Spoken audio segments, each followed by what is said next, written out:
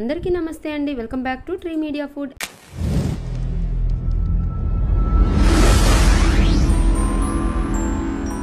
ఎలా ఉన్నారు అందరూ? ఈరోజు నేను మీకు చాలా సింపుల్ బ్రేక్ఫాస్ట్ సగ్గుబియ్యం వడలు చూపించబోతున్నానండి.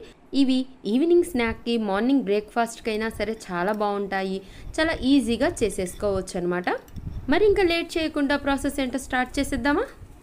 ముందుగా ఒక బౌల్లోకి 1 కప్పు సగ్గుబియ్యం తీసుకోండి. లావుగా ఉండే సగ్గుబియ్యమే తీసుకున్నానండి. వీటిని శుభ్రంగా కడిగేసి కప్పు సగ్గుబియ్యానికి కప్పు వాటర్ పోసి ఒక 6-7 గంటలు నానబెట్టుకోండి. మార్నింగ్ బ్రేక్ఫాస్ట్కి అయితే నైట్ నానబెట్టుకోండి, ఈవినింగ్కి అయితే మార్నింగ్ నానబెట్టుకోండి. చూడండి, నేను నైట్ నానబెట్టేశాను. మార్నింగ్కి చూడండి ఎంత పొడి పొడిలాడుతూ ఉన్నాయో. సగ్గుబియ్యం అలాగే వాటర్ 2 సేమ్ క్వాంటిటీ తీసుకుంటే ఇలాగే పొడి పొడిగా బాగా వస్తుందండి. చూడండి, సగ్గుబియ్యం కూడా బాగా నానిపోయిందనమాట. దీన్ని పక్కన పెట్టేసుకోండి. ఇప్పుడు వీడియోలో కనిపిస్తున్నాయి చూడండి, ఆ సైజులో 2 బంగాళదుంపలు తీసుకొని శుభ్రంగా కడిగి ముక్కలుగా కట్ చేసుకొని కొంచెం ఉప్పు వేసుకొని ఉడకబెట్టుకోండి. ఇవి ఉడికే లోపు ఒక 1/2 కప్పు పల్లీల్ని దోరగా వేయించుకొని వీటిని కూడా పక్కన పెట్టేసుకోండి. ఇప్పుడు ఒక మిక్సీ జార్ తీసుకోండి. ఇందులోకి ఒక చిన్న అల్లం ముక్కని ఇలా ముక్కలుగా కట్ చేసి వేసుకోండి. అలాగే ఒక 2 లేదా 3 పచ్చిమిరపకాయలు మీ కారానికి తగ్గట్టుగా ఇలా కట్ చేసి వేసుకోండి. ఇందులోనే ఒక రెబ్బ కరివేపాకు, కొంచెం కొత్తిమీర కాడలు, 1 టీ స్పూన్ జీలకర్ర వేసేసి దీన్ని మిక్సీ పట్టేసుకోండి. చూడండి, ఇలా మిక్సీ పట్టేసుకున్న తర్వాత మనం వేయించి పెట్టుకున్న ఈ పల్లీల్ని కూడా వేసుకొని కొంచెం కోర్సుగా మిక్సీ పట్టుకోండి. బాగా మెత్తగా చేసుకోవద్దండి. ఈ పల్లీలు కొంచెం అలా క్రంచీగా ఉంటేనే బాగుంటాయి అన్నమాట. ఈ మిశ్రమాన్ని మనం నానబెట్టి ఉంచుకున్నాం కదా సగ్గుబియ్యం, అందులో వేసేసేయండి.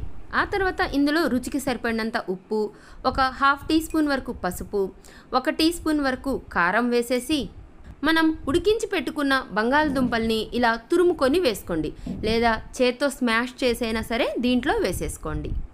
అలా మొత్తం తురిమి వేసేసానండి. ఆ తర్వాత ఒక గుప్పెడు ఉల్లిపాయ ముక్కలు కూడా వేసేసి వీటన్నిటిని బాగా మిక్స్ చేసుకోండి. ఆ సగ్గుబియ్యం మొత్తం ఈ బంగాళదుంప, ఆ పల్లీల మిక్చరు, ఆ మసాలా మొత్తం పట్టేలాగా బాగా ఇలా కలుపుకోండి. మొత్తం కలుపుకున్న తర్వాత చూడండి, ఇలా అయింది. కొంచెం జిగటగానే ఉంటుందండి ఇది. ఇప్పుడు చేతిని కొంచెం వాటర్తో తడుపుకొని ఆ సగ్గుబియ్యంలోని కొంత క్వాంటిటీ తీసుకొని మన అరచేతి మీదే వడలాగా ఒత్తుకొని, చూడండి వీడియోలో కనిపిస్తుంది కదా, ఇలా వడలా ఒత్తుకొని మధ్యలో ఒక చిన్న హోల్ చేసుకొని డీప్ ఫ్రైకి సరిపడినంత ఆయిల్ పెట్టుకొని ఆయిల్ హీట్ అయ్యాక దీన్ని వేసేసుకోండి. మనం గారెలు ఎలా అయితే వేసుకుంటామో, వడలు ఎలా అయితే వేసుకుంటామో అలాగే వేసుకోండి.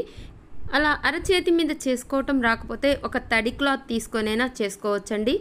మీడియం ఫ్లేమ్లో చిన్నగా టర్న్ చేసుకుంటూ 2 వైపులా కాల్చుకొని గోల్డెన్ బ్రౌన్ కలర్ వచ్చాక తీసి ప్లేట్లో పెట్టేసుకోండి.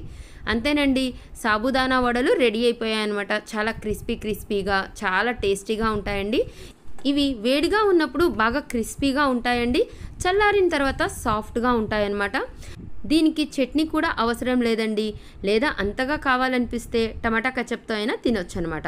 డీప్ ఫ్రై ఇష్టపడని వాళ్ళు వీటినే ఇలా ఒక పాన్లో 1 టీ స్పూన్ ఆయిల్ వేసుకొని 2 వైపులా ఎర్రగా కాల్చుకోండి.